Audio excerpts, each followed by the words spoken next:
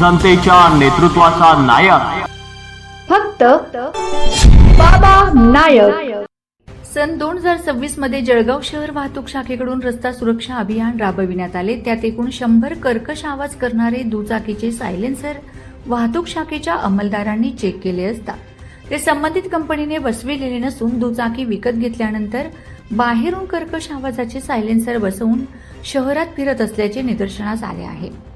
सदर कर्कश सायलेन्सरचा स्थानिक रहिवासी, ज्येष्ठ नागरिक, शाळकरी विद्यार्थी यांना त्रास होत असल्याने त्या कर्कश आवाजामुळे सर्वसामान्यांच्या आरोग्याला धोका निर्माण होऊ नये म्हणून सायलेन्सर पोलिसांकडून जप्त करण्यात आले होते।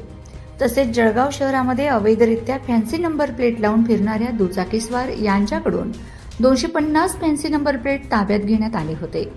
आज रोजी माननीय श्रीयुत श्रीकांत देवरे साहेब, पोलीस अधीक्षक जळगाव यांच्या आदेशान्वये रोड रोलरच्या सहाय्याने चेपून निकामी करण्यात आली आहे। जनतेच्या नेतृत्वाचा नायक फक्त बाबा नायक।